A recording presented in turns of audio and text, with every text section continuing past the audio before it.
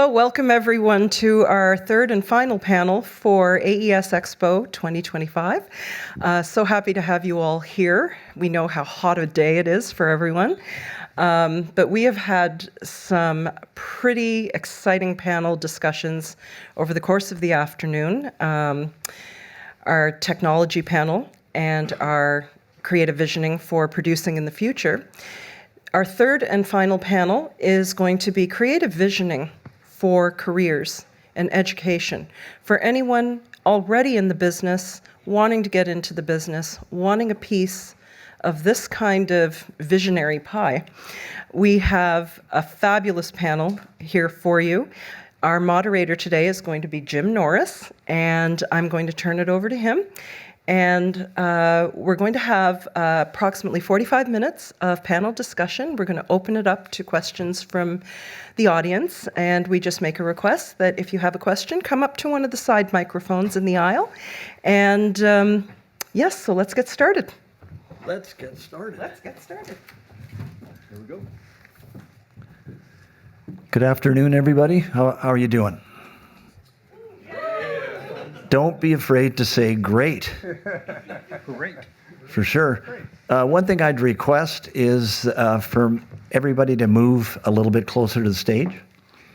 Don't be shy. 10 feet closer.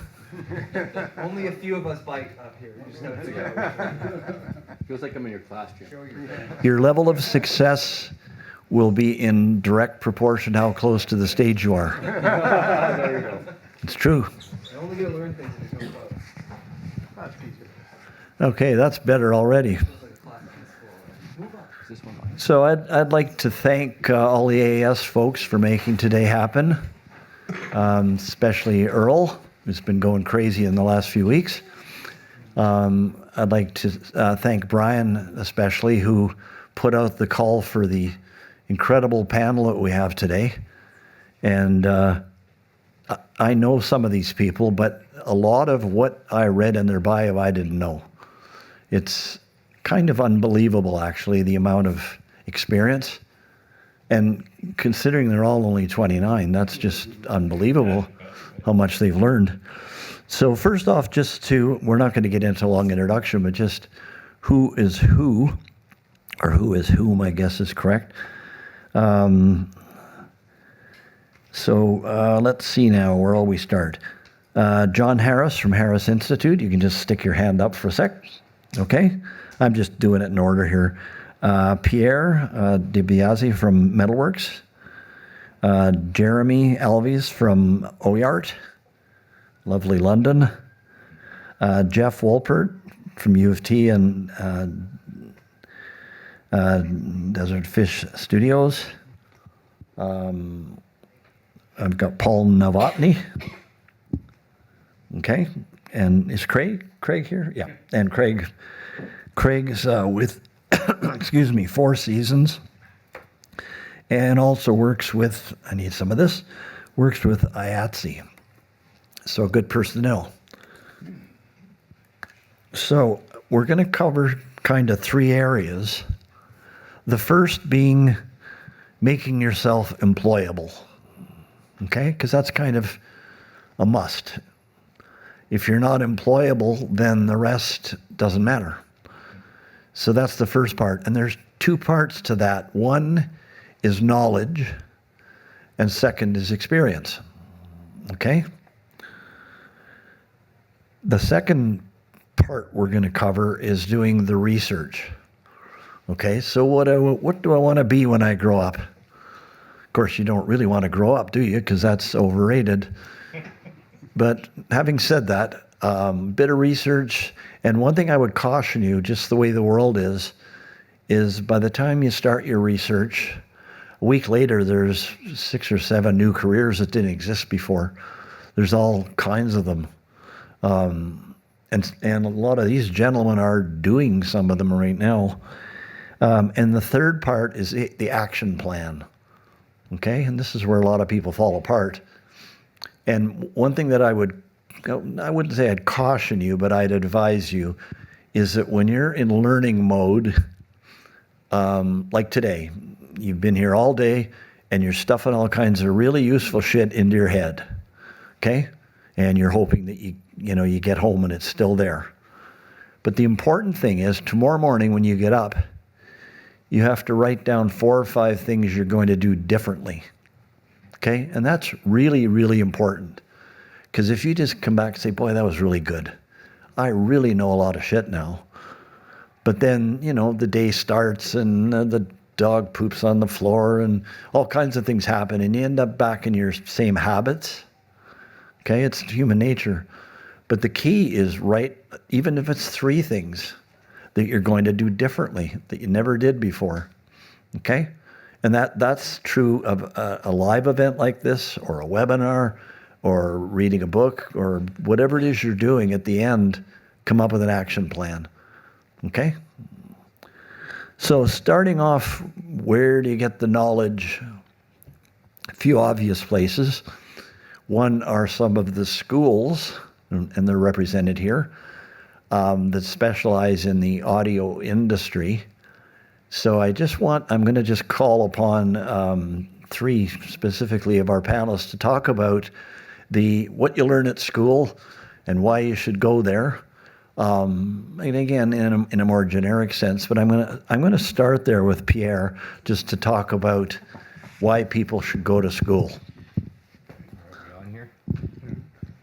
All right, good afternoon, everyone. Thanks for coming. All right, so why should we go to school? Well, yeah, there's YouTube out there, there's Coursera, there's a bunch of resources online. The one good thing about school, and this is not just for audio education, it's just education in general, is when curriculum is developed, it's developed in a certain fashion to expose students to the right information, the correct information in the proper order. I see people researching online. We were talking earlier, let me master an album. I'll look at 4 tips to master an album, but yet you haven't looked at how to record an album, which it's all related. So going to school is very important just because of how curriculums are laid out. I spend a ton of time making sure that the curriculum is in a specific order, the content's updated, it's accurate, and really how it exposes students. So it exposes students to the correct information in the correct order, and it also exposes them to a bunch of extra topics, information that they might not be aware of, and how it all pulls together. The most important part of education is how the different topics, different subjects, how they all mesh together, how one impacts the other, and then how do you use that as a student, then as a professional. So put trust into your institutions and your schools, because there are people there that spend endless hours curating the curriculum and making sure it's up to date and making sure it's delivered in a fashion that can be digested by students in the proper way. So that's my take on it. Excellent. Actually, just one question before we move on here, of the people that are attending. No. How many are students currently? Okay, we got a few. How many are beginning a new career in the audio industry? How many people are here for the life insurance panel? You walked in the wrong door. How many people here are contemplating or working on a change in their career? Wow. And I caution you, if you're sitting next to your boss, don't answer yes to that one, or you will be unemployed by tomorrow morning. So I've seen that happen before. So just the same question to John about the value of actually going to school. Thanks, Jim. Well, you mentioned employability, and that obviously is critically important when looking at the big picture. But the other thing that is relatively new over the last 30 years, if you look at the trajectory, in the early years of Harris Institute, almost all of our graduates went to work for big companies, big studios, major record companies, etc. Over the last 30 to 35 years, that in a very steady pattern has been replaced by people, number one, going to work for much smaller companies, and number two, people doing it themselves. So we have had, since day one, a major emphasis on how to do it on your own. How to start a company, how to raise money, how to market a new company, how to put together a business plan, etc. And at this point, about 30 to 35% of our graduates are doing their own thing. So they're not technically looking for a job, they made their own job. That is continuing to grow, and that continues to be a major emphasis of both of our programs, everything to do with entrepreneurship. The other thing that has changed in a big way is the industry has morphed from, I was in the music industry for 25 years before I started the school. And back then, everybody specialized, where they knew a lot about something and very little, if anything, about everything else. Well, that page has now turned. Today, someone needs to know something about everything and a lot about something. So our programs, therefore, are extremely broad-based to cover all the technical aspects, the business aspects, and the creative aspects. And that enables students to enter a broad range of areas within the music industry, and it gives them the flexibility to move from one area to another over a lifelong career. So I think those two things, the growth in the reality that entrepreneurs are playing a major, major role.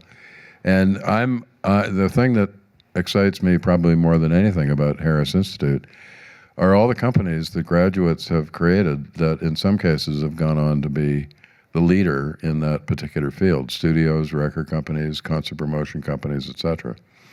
So that is real. The other thing that is very real is the era of specialization is over. Anybody starting today can expect to be involved in a wide variety of things if they're going to have a lifelong career in music. Excellent. So, Jeremy, can you answer the same question? Why should people go to school? Honestly, school is kind of one thing that you're going to build a lot of connections as well. And John said something really great about, long gone are the days of the one person that's doing all that stuff. And that's one of the things that you want to go into school to kind of understand is diversification and how to diversify your skill set and what that looks like in a sense. And as Pier said as well, like there's all this stuff on YouTube, there's Coursera, there's thousands. Every content creator now has a course that you can take, and here's my 5 tips and tricks. And at the end of the day, if you don't know the fundamentals, you don't know why we're doing those tips and tricks.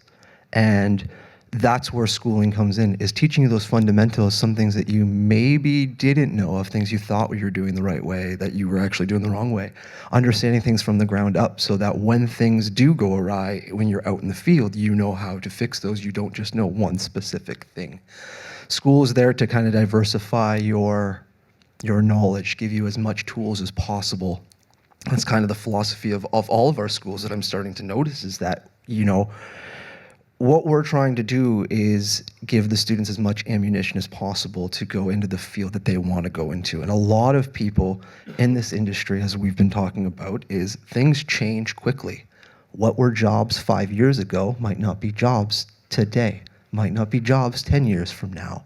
And we have to understand that technology is changing and how to change with it. So that's another thing why you need to go to school, is understand that things are changing, you've got to change with those, and we're always learning.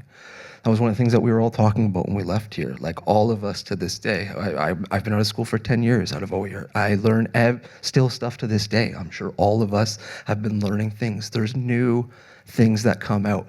And part of the education is understand how to learn with the technology that's going as well. So going to school gives you a great foundation, gives you the understanding of knowing what all of this stuff is about. Maybe, yeah, sure, we don't need to know how to run a tape machine, but it would be great to know that that was the option. And how did that work? Was it signal flow? How did we go through all of that stuff? Because maybe when we go to a studio, you might be asked to, hey, we just bought this crazy tape machine. It might not work, but do you know signal flow? Can you go? And that's the basics of a lot of audio, and that's what you're going to learn at a school like Harris, like DiBiase, like OIART, like Metalworks. Like, you get that fundamental, and then we're going to keep learning afterwards. And that's kind of the great thing about education, audio, and technology. And if you want it, you got to learn with it as it's going. So find a place that, yeah, it's going to set you up for the fundamental side of things. And that's where school's going to kick in. Excellent. Question to the same three guys again. Can you talk about the value of networking, not only with other students, but with teachers and staff? How important that is as a value of going to school? For sure. I'll say, like, actually one interesting thing that just happened is, like, our grads hire grads. Networking, talking with people. Like, the thing that I always tell the students, like, you're putting groups, you're working with people. That person that you're working with might be the head of the place that you want to work at 5 years down the line. And he knows you. Networking and staying in connection with those people and doing as much things as possible. You don't know the live gig that you're working with. Networking with the other person that might be flying the system has a studio, and you want to be an assistant engineer, and he's like, hey, come on by. That's where networking kicks in, and that's why having a skill in another area will be able to bring you into other things too. But networking, that's where it comes from. This industry is a lot about networking. As we all know, you know a person, they know that you have the skills to do it, you go into those jobs. Everybody in the music industry knows that who you know plays a critical role, so networking comes into play big time. Harris Institute has, since the beginning, had a very high percentage of graduates working in their field of study, and the biggest reason for that is our faculty.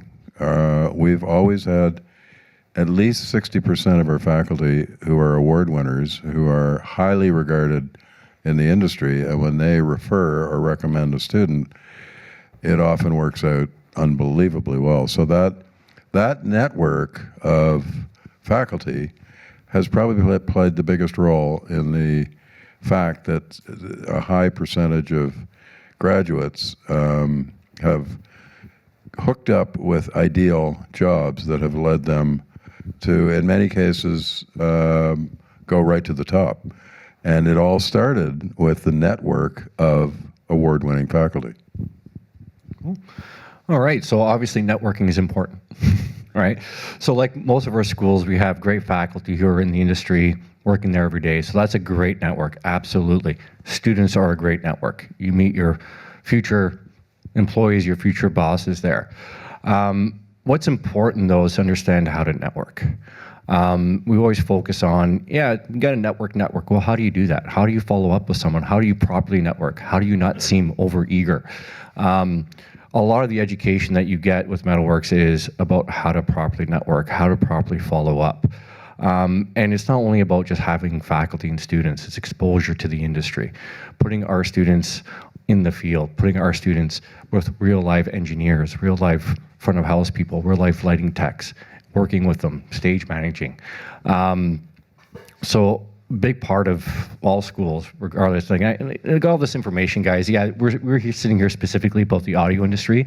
It's life in general, right? It's everything, right? So the more we can expose our students to what's happening in the industry, we don't put them in a room and lock them in for a year for the program. As much as I can, I get our students out there in the field, in the commercial studios, working with real engineers. Their instructors, great network, absolutely. Our instructors provide a lot of jobs for our students over the years. Students, I've just had last week 3 or 4 grads back from 2005 who have doing really well with the companies, hiring our recent grads, right? So the students hiring students, but like I said, that's only a small percentage of their network. The network is what you do with it when you get out there. So when you have a class project at the Horseshoe and you're learning, well, let's network with the supervisor or the owner of that, right? Well, now you have that contact, right? Well, we're doing a show, in the park. Okay, well, who's organizing that? Now you have that. Now you're working with the mastering engineer in the studio, right? So much more of it is beyond faculty and students, is exposure to industry. And that's really where we focus on. So students leave with a massive network of not only faculty and students, but everyone they've met and worked with in the industry, everybody who's come in to guest lecture for the students. And most importantly, beyond that connection is how to network. It's how to make that contact, how to keep that contact, how to follow up with it, because that's what the network is really about. Great. So there's a common expression. It's not what you know, it's who you know. Now, that one is bullshit, basically. Because it's not necessarily just who you know, it's what people think of you, your reputation. In the industry, there's a lot of people that know each other, and there's a kind of I call it an asshole filter. It's not very polite, but it does exist that if somebody comes to me that John knows, for instance, I'm going to call John. And John's going to tell me the truth. He's not going to lie and say, this person's wonderful. And conversely, so, your reputation goes in front of you, and it's really important. So, it's who you know. But if everybody thinks you're an idiot, it's better to stop networking immediately. Get out. Because, especially nowadays with social media, because if you're an idiot, everybody knows it really quickly. So part of that is your package. It's not only your knowledge, but it's also just your attitude and what people think of you as well. It's really important. So we talked about experience as well. And one thing I taught at Metalworks for a few years, one thing I was impressed was that some of the students weren't waiting until they graduated. So if they wanted to be a producer, like, what are you waiting for? Yeah. Right? Like, combine your education with experience. And I just wanted to throw that out to Jeff because he's got a lot of both. And just combining, I guess, knowledge with experience. What's the balance and how important are both? Okay, well, interesting question. So I think I'll put in context of the educational program, sort of a thing like that. So we have this program, which is a graduate program, which means you have to have a bachelor's degree before you get in. Technically, it should be a music degree, and that's fine. The truth is, having a bachelor of music degree doesn't really mean you're a good musician necessarily. It's just a good tool to get there, kind of a thing. So we do take people who have a musical experience in, as long as they can show us they have that experience, so that when we're talking about music, we're not worrying about whether people are understanding what we're talking about and stuff like that. It's just a way to kind of kick the level so that we can get on with the other stuff. Because really what we teach is the other stuff. So there are lots of people come in with a lot of experience. And that means they might already know what it is they'd like to do in the music business, one way or another. And then what we try and do is facilitate that. So to give you an example, we have in the second year a year-long program, year-long course, but it's actually called the Major Project. And this is a capstone project. They get to work on it for a full year. And the criteria for the project is that we don't dictate the content, but we do dictate that it's publishable. They have a marketing plan for it. It's going to they know who the audience is and how they're going to get it there, and so on and so forth. It doesn't mean it's a record. It could be a video game. It could be an art installation or that sort of a thing. But here you have people who already want to do the stuff, and we do exactly what you said. We tell them, okay, what do you want to do? Let's do it. And you'd be surprised how many of those projects become their calling cards and their first releases. And so we've had people open record labels, and we've had people who now work at SOCAN. We have a lot of people who get into the video game industry, either in the indie market or working for majors and stuff like that. And all their stuff that they showed was this major project that they showed and stuff like that, because they already had direction. So it is possible to exactly distill your education down to the direction that you want to go. And that's kind of the beauty of a grad school situation a little bit more, so you're not quite as introductory. Although a lot of people come in have no real tech background, even though it's a tech program, and that sort of thing, because that stuff is teachable, right? But the idea of what you want to do, that's a lot harder to find. That's a lot harder to find, and that sort of thing. So sometimes they come in, they don't know what they're going to do, so they spend a full year where we just show them a whole bunch of stuff, and then they go, oh, I like that. And then they go off with that. So it is true. Anyways, the short answer is yes to a question, and I'll leave it there.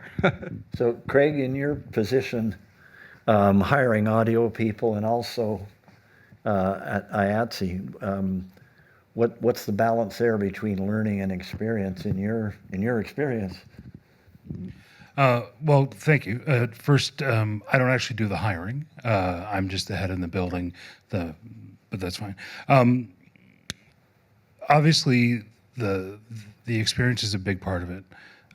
What I look for more when I'm talking with people who are interested in getting into the live work that I do is the fundamentals and knowing that they have a platform that we can build on when they come in.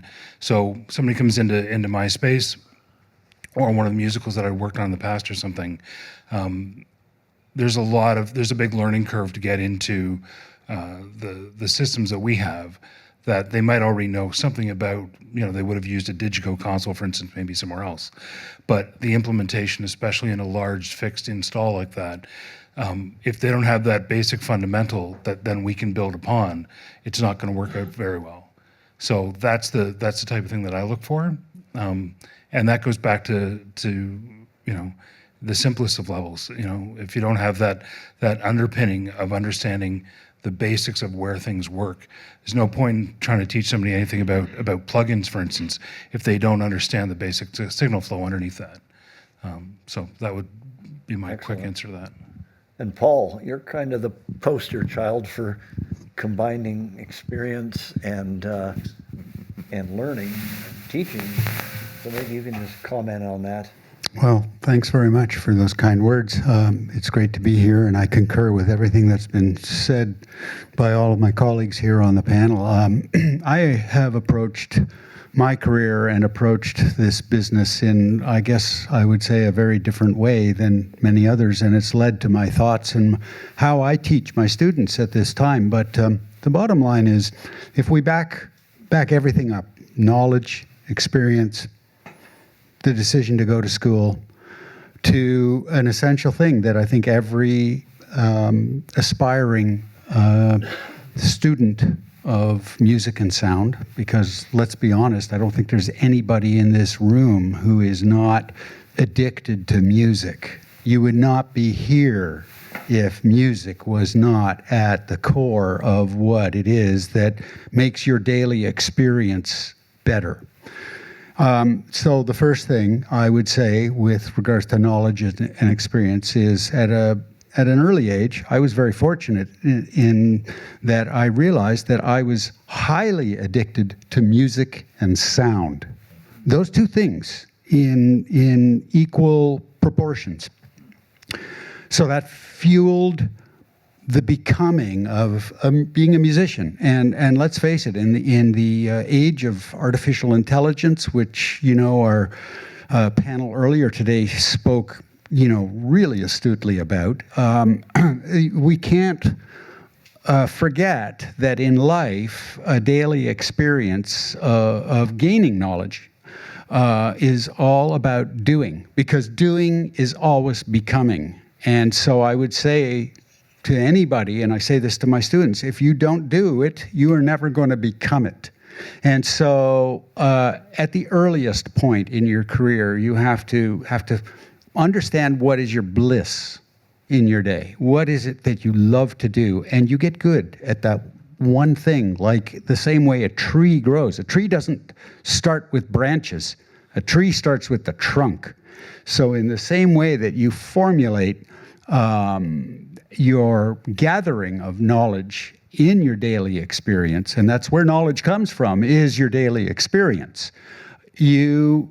I always advise my students, find what it is that you really love to do and go about getting better at it in the most efficient, the most sort of practical way with practice. And, I don't want to go on too long here, but I did things completely different in my career where I started with the doing and the becoming, and I didn't wait around for people to give me a job. I made a job. I created music. I found people to play with. And if I go back to the first question you asked, what the value of school is, let's face it, music is a community sport. We make it together with people. And so, and whether or not it comes down to working in ensemble with a tech crew for a musical or whatever, that's still a community sport with regards to how we work together. So you develop your bedside manner for how you work and treat people, in that way. And so when you go to school, you find your community. And when I went to school at Humber College, I'm going to date myself, but 1976, 77, and 78, the emerging musicians of the day were my colleagues, and they went on to replace the previous generation, and they still are kind of the gold standard of musicians in the country and in our community.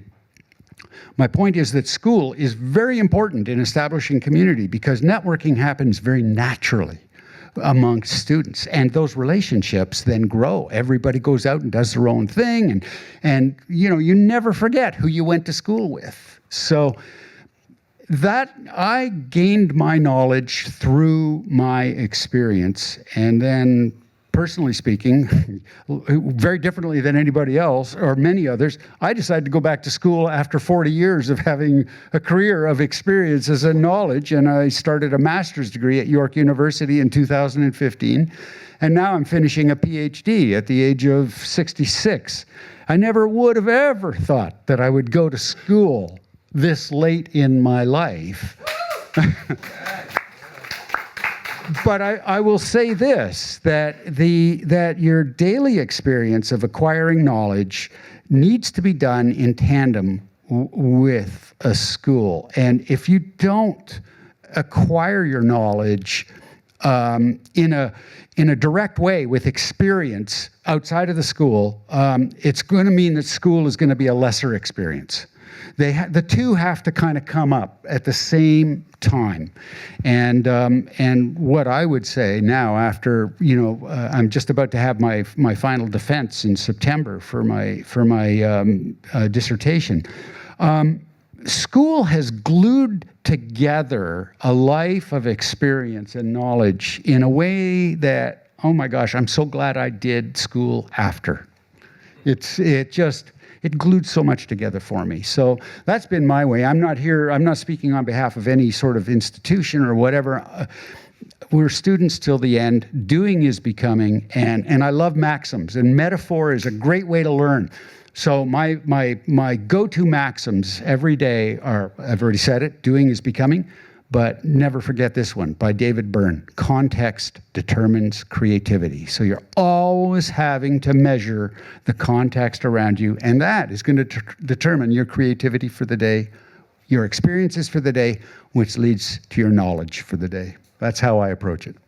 Two things that came up listening to Paul. I think one is certainly to be a lifelong learner. I think that's important. It might be formal, it might not be, but I think myself personally, unless I learn something every day, I feel it's a failure. That I'm committed to learn till I'm dead, and then you kind of got to slow down a bit. But I think that's important, and there's so many ways to learn now.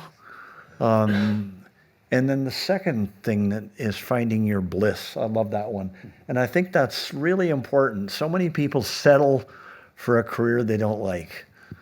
and they so not necessarily in this room, but life in general. So many people work at something they hate, and they work for a boss they hate, and they work for a company they don't like. And my advice is screw that. Like, find something that you're so passionate about, and it shouldn't be money necessarily, but if you're passionate about what you do, you'll probably make some money as well. But I think that's important, to get up every day and say, man, I can't wait to go to work. I can't wait. Whatever it is you choose to do, doesn't matter what it is. There's something out there that you're going to love. So second part here is assessing the opportunities out there. And I'm going to start with Craig on that. Just uncovering the covered up opportunities, I guess. And I think, with your involvement with IATSE, I think that's part of it. A lot of people don't really know what the variety of jobs that IATSE members do. And if anything, that I'd have to say that's growing. Thanks. Yeah, I think there's a lot of options, a lot of opportunities industry-wide. Being able to be specialized, as John said, in some things, but also needing to be generalist and being able to do a bunch of things or be prepared for a bunch of things. With the work that the Local 58 does specifically, it can be anything from mixing mega musicals to working on operas, which I'm doing, to doing corporate work at various trade centers. It's the whole gambit of anything that we can do, and or anything that happens in the industry. And what we need to be able to do is to have, again, going back to the foundation of people understanding where things start from, and then being able to build on those. Going from situations where you've got a new environment or a new team that you're working with. Sometimes it's it's usually rental gear with rental company people coming in, being able to interface with them as well.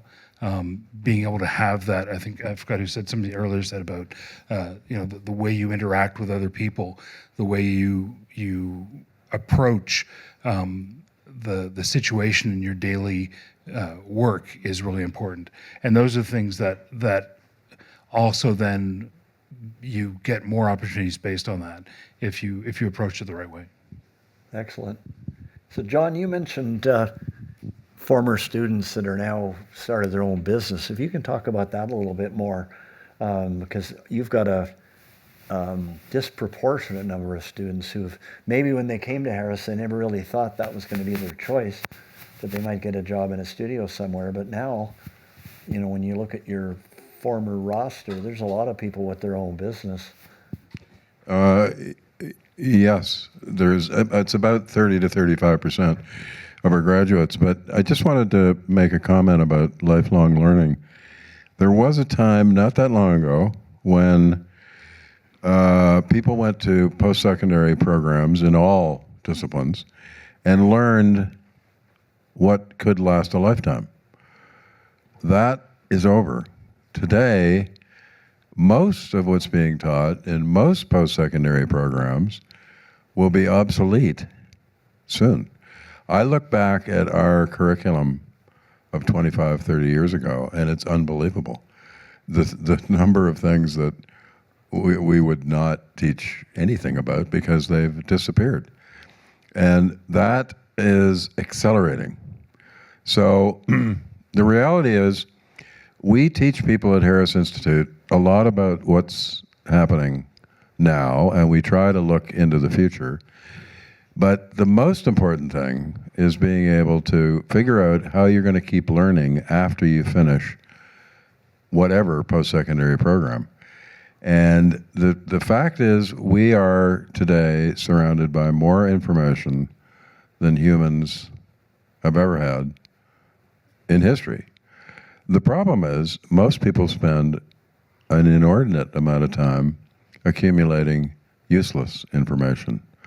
So one of the things that I stress as a teacher is how to get really picky about what information you're consuming, because it's all out there if you're paying attention.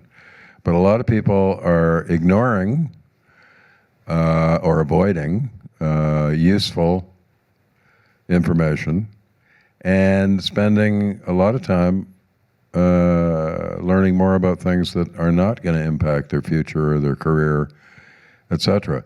So lifelong learning, I suggest to students that students, when they graduate, have to take on my position.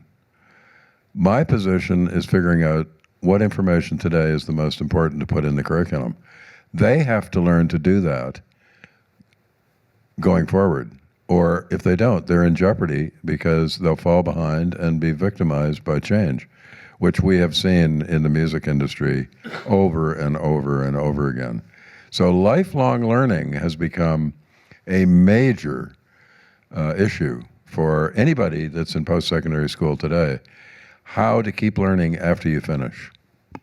Yeah, that's tough. And I found when I was teaching at the end of a course, a lot of students, they finish the course and they collapse in a heap. It's a common thing because they've gone through whatever number of years and it's been tough and it's hard. And then all of a sudden they wake up Monday morning and they're not a student anymore. And, you know, you talk to them and they've just had it. They just don't know what to do next because they're just so tired, their brains had it, and they don't even know where to start. And they think that it's just them, but it's a common thing to happen. And like John says, you got to figure out what's next and how do you know, what are you going to do next? Or you could be like Paul and just keep going to school forever and get... Wait a second, let's talk about that. Jim, just to get back to your question about graduates starting companies. Yeah, one of the tragedies in all arts programs that I've seen during my time in the field of education is that in almost no arts programs is there any emphasis on how to do it yourself. And that has a lot to do with the fact that most arts programs, faculty, etc., are academics who have never actually been in the field. So they don't know anything about the field. They don't want to know anything about the field. They don't want to be around anybody that knows anything about the field. And it continues, and it's tragic. So we, in the history of Harris Institute from the very beginning, have had almost all entrepreneurs as faculty. Currently, I think it's 87% of our faculty are entrepreneurs. And that immersion in the reality of what starting your own thing is all about is what has given people the confidence to go forward and do that.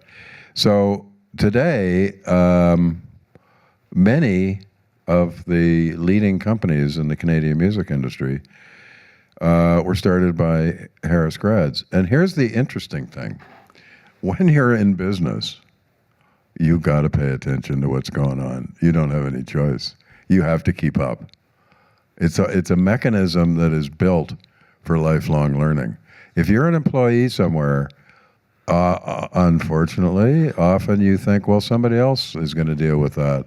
If that changes, then I don't have to deal. When you're an entrepreneur, you're immediately immersed in an environment where you have to be paying attention to what's going on or your company's going to fail. Thank you. So third part, the action plan. That's the most important part. I alluded to that earlier. Tomorrow morning you get up and your brain hurts and you said, oh my God, I looked at all this gear, I talked to all these people, and my brain hurts. But it's time to come up with a plan. So I'm going to start with Pierre and just say, okay, I've graduated from Metalworks and I'm networking my brains out and I've produced 6 platinum albums and I'm brilliant. What do I do next? How do I do it? What's my to-do list? Okay, well, it all starts while you're a student. So what do you do next? You don't wait until you're graduated. So you have to start out while a student. So it kind of goes back to a little bit of what everyone said here, is you got, like what Paul said, you got to do it as you learn it, right? So that's a big philosophy of how we teach. You got to do it as you learn it. You got to get involved. You got to work at it. We design a lot of our programs to force our students to create these capstone projects, to create portfolios, right? So you don't wait until you're done to put together a resume or a portfolio. You leave with a portfolio of 15 high-level projects, feedback from industry members. You have a curated resume, curated credit list, and you have like all those networks that we talked about. So it all starts while you're a student. So by the time you graduate, okay, well now I have a big back to swing. I have an online portfolio. I have my resume. I have credits. What do I do now? So now it's like, what do we do? Well, when you graduate, take a week, relax, right?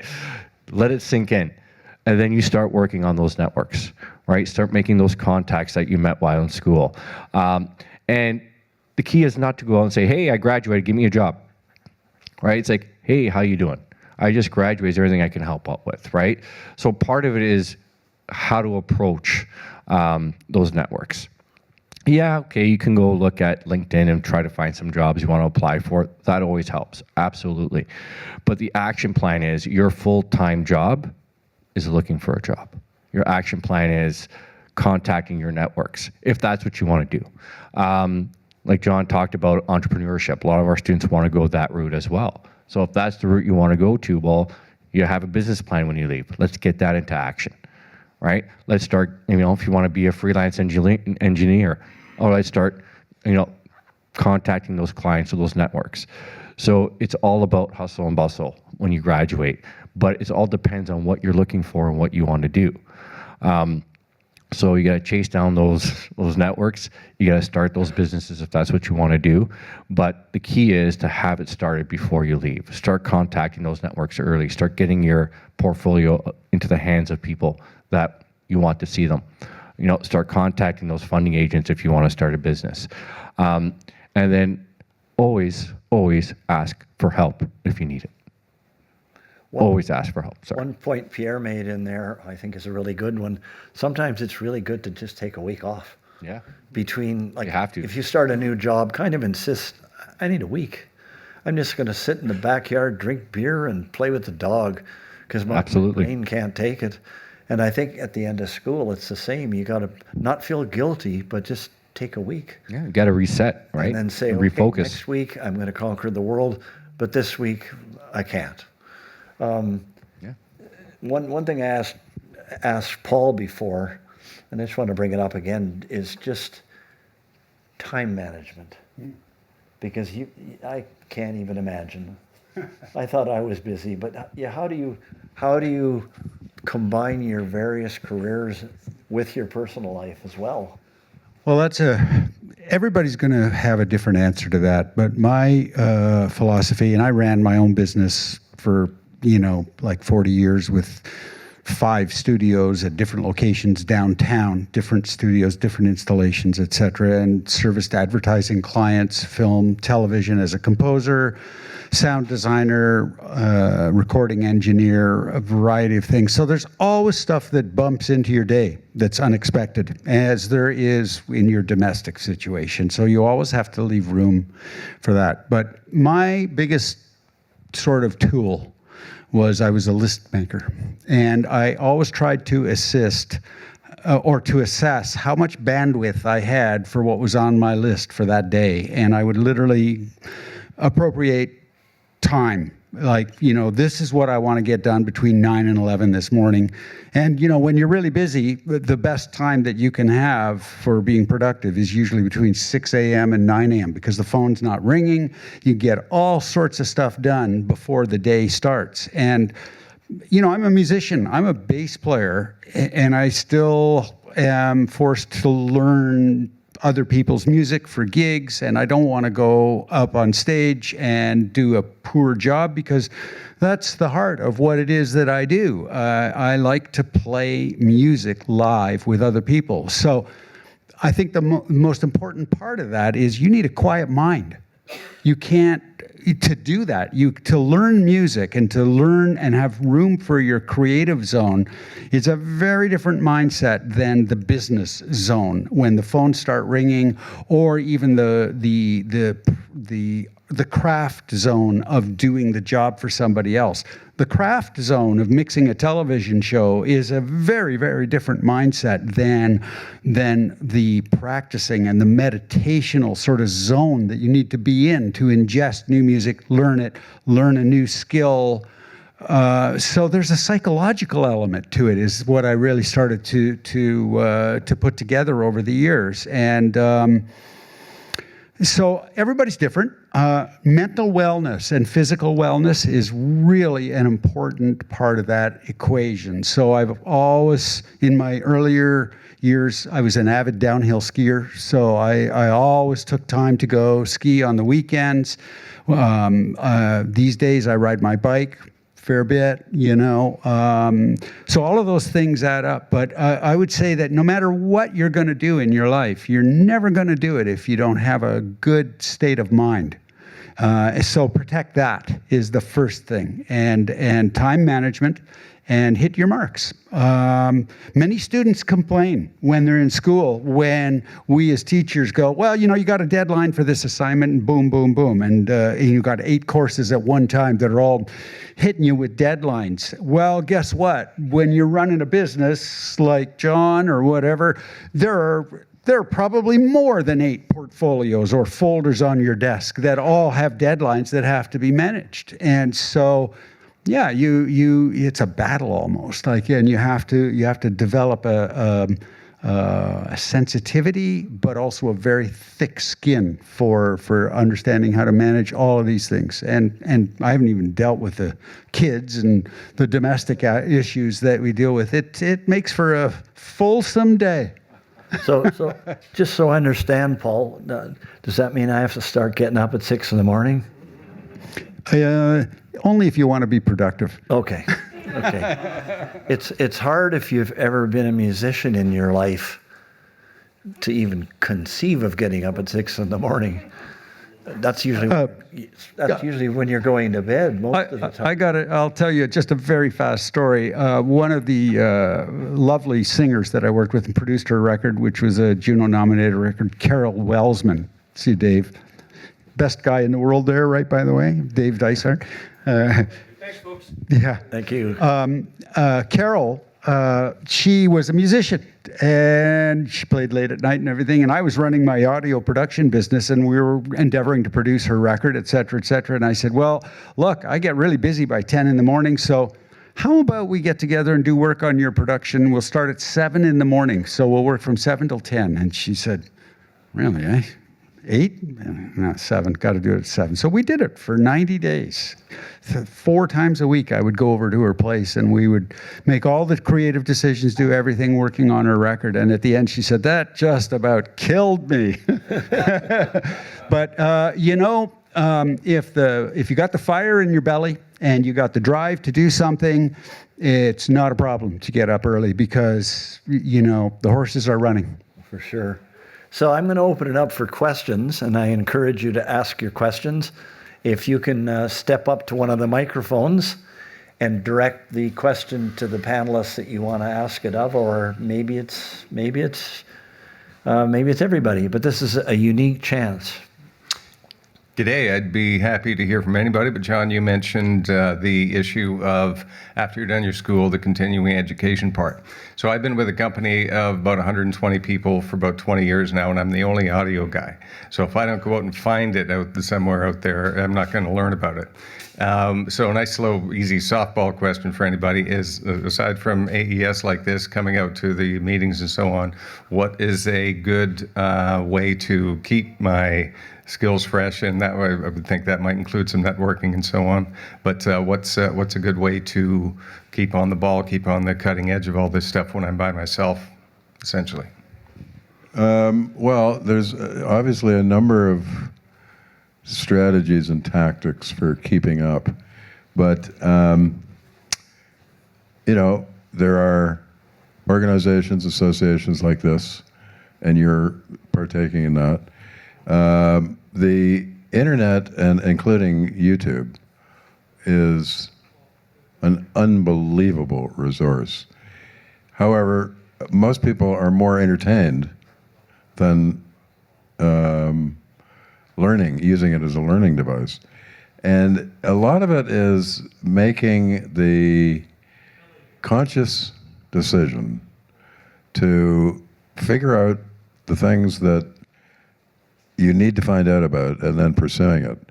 Most people are just going with the flow and entertaining themselves. I use the example of some of the people that I know that know spectacular amounts of baseball statistics that is never going to be of any value or use whatsoever other than as a hobby. Now, hobbies are good, but making that mental decision, which you obviously have done, and then getting really picky about trade papers, magazines, websites, podcasts.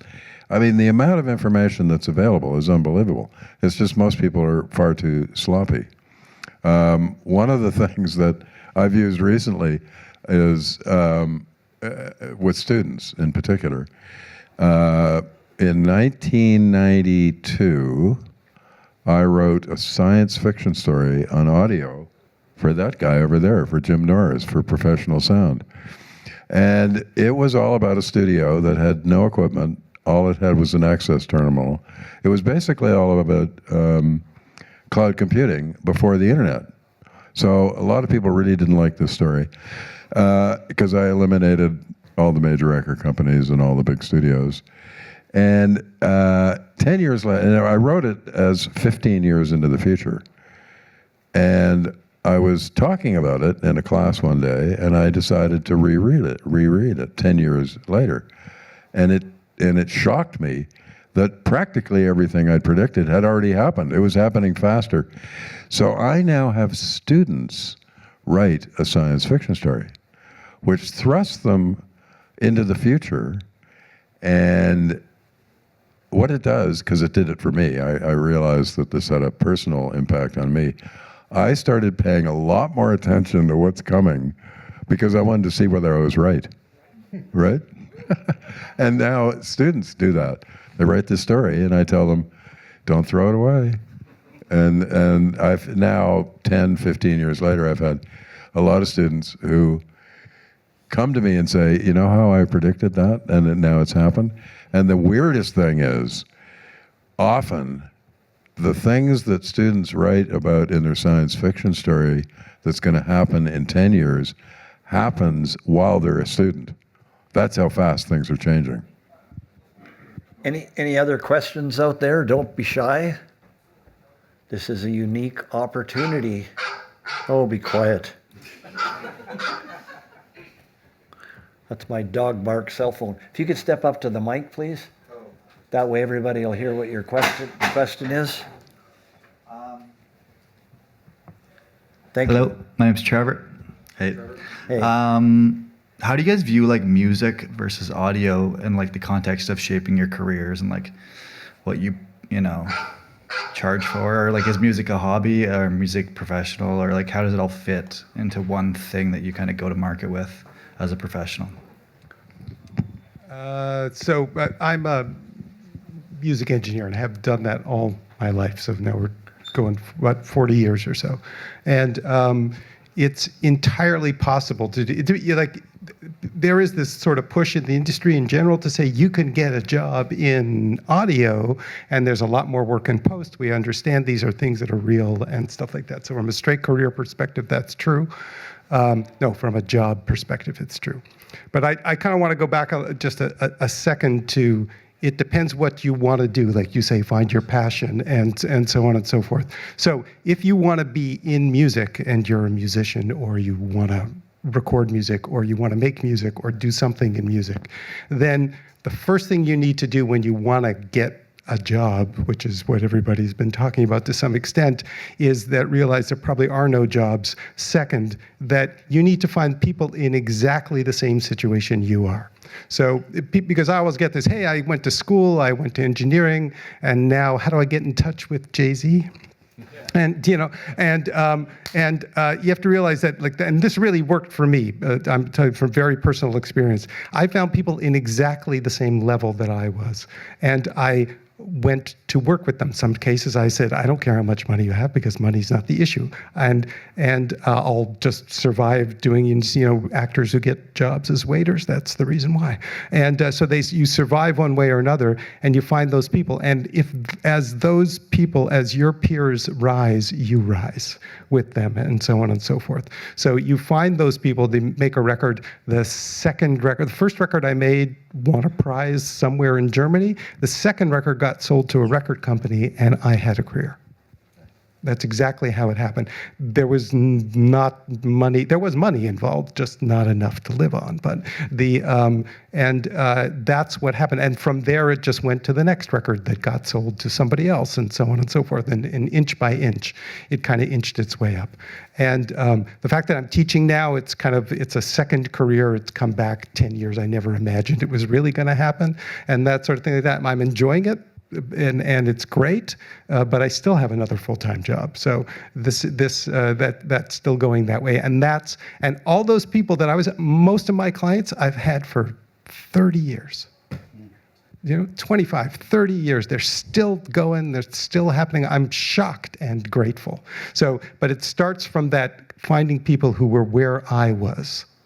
And so don't worry so much about, let me get a job at a giant corporation or something. Let me find it. Those things are different now. Again, the tools are there to get involved and make something, and that sort of thing. And that's really what I'm preaching these days. So there you go. Could I add to that?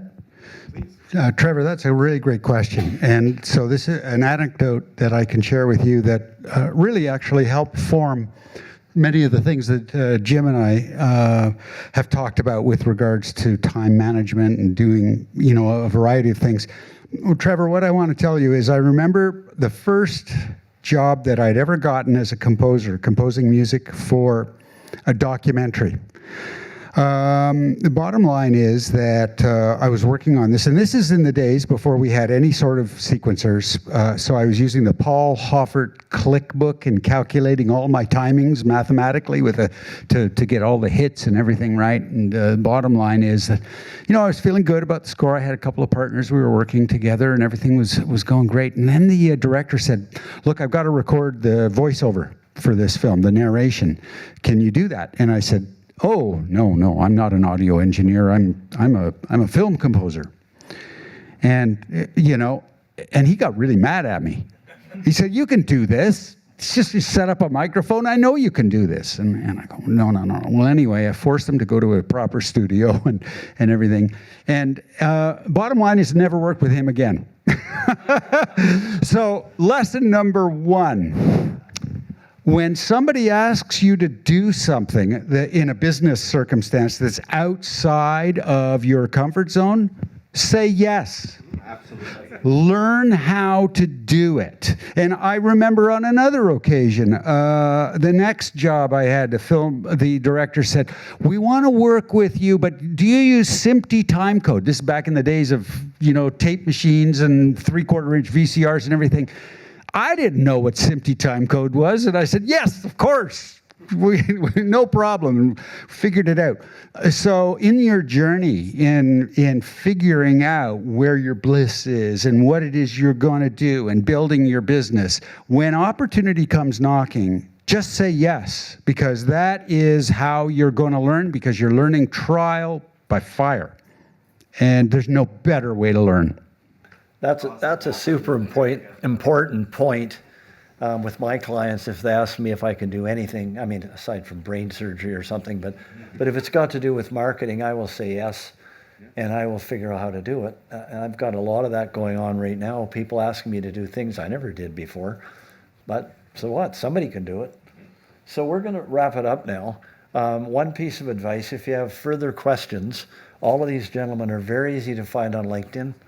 You can send them a connection request if you aren't already. Then you can send them a message, ask a question. Just let them know you are here and you have a question. Sometimes people are shy about asking questions, but, you know, pursue it. If other than that, send the question to me And I see there's one more question. Yeah, I didn't realize we were This will coming to the end. definitely be the last one. So this is the last one. Yeah, I'm going to take my executive authority here to step up. But this is a question directed at Craig.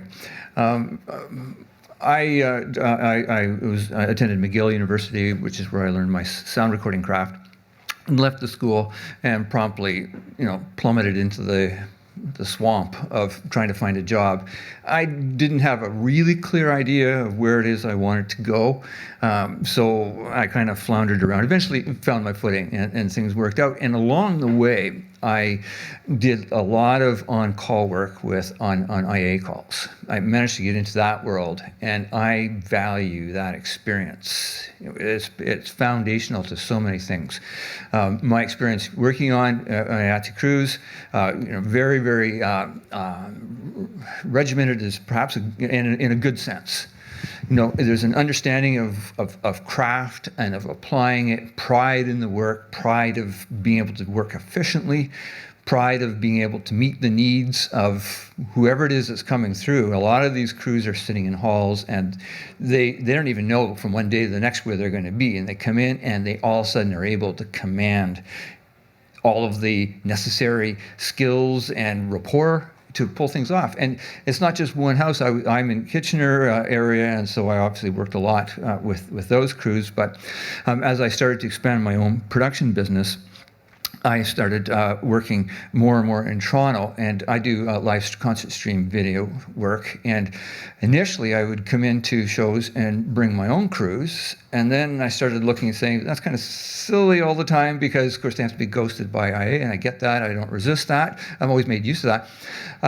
But as what I found is that as I started to embrace and work and stopped working against the fact that I had to do this, and sit down with the contractors that I was working with to reach out to IATSE, that they began to support me. And it's not a formal official thing, but I just know that from the people I've heard now. And so and your question is? So you need the backstory that you have to understand this, because you're in a situation, I know, where you're very, very familiar with how IATSE is approaching how it educates its members and how it gains this higher skill level. And I think what I'm trying to say is that I am seeing this actually happening. Maybe I'm misreading what I'm seeing, but certainly the level of excellence, the willingness of a major employer of audio people in our region to, instead of saying, this is the way it's got to be, and seniority always trumps everything else, which there's an element of that still there, we now want to make sure that that level of excellence is there as well. And I've read in your bio that I know that you're involved. I'm not sure just all what your involvement is here, but you're sitting at the top tier in one of the largest houses in the country, with a lot of influence. And I'm looking at our schools. I didn't know any of what I've learned from a school. Because the schools were all in foundational stages at the time. I'm sure that's all changed, and the gentleman here on stage probably could say, we're very much aware that we are reaching out and trying to establish connections with employers like IATSE, so that our students come out and know that when they show up on a gig, this is the kind of way that they need to behave, to be able to function in that environment. But it'd be just interesting to hear from you, because you are seeing this from the inside. New people coming out of the programs. The joke was, 20 years ago, is that you would get somebody from a program, and then you had to retrain them. And I'm positive that's not happening, and I know that can't be, because I'm working with young people that are really, really skilled. But do you see where is there an actual connection happening in the minds of the people that are doing the employing in IATSE and all the houses, that this is a channel to follow? Yeah. So first of all, it was more than 20 years ago, but I actually came out of OIART way back in the early days of that, in the younger Dryas period of the schools. And one of the things that we've done as the organization that represents the workers is what IATSE is.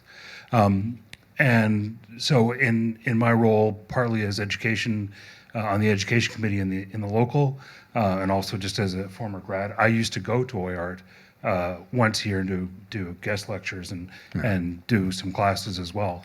So there is a little bit of that interaction. I think you've had a few members, maybe at least one or two, who've spoken and come do guest lectures and do that. And I know the same with Metalworks. So there is an unofficial interaction that way. Personally, I would like to see that more as well in both directions. And I think there is people who are working on that. But yeah, there's the level of people who come out of the level of knowledge and understanding that comes out of the schools here, especially that I've mentioned, that I've had that interaction with, is something that we now have a better understanding of where we can give them the tools they need to continue developing in our part of the industry. And like I say, because of that two-way interaction, I think my personal experience is that the schools have also taken what they've learned of how we work and integrated that into their programs on some level. That's great to hear. Excellent. Thanks for your question. We're going to wrap it up right now. I want to thank all our panelists for taking the time. I want to thank AES for putting on this event. And I want to encourage all of you, when you get up in the morning and make your porridge, you got to make a list, okay? And then the second part of making the list is you got to do it. As Nike says, just do it. And we, all of us here, wish you the best in your careers. And have a great day. Thank you.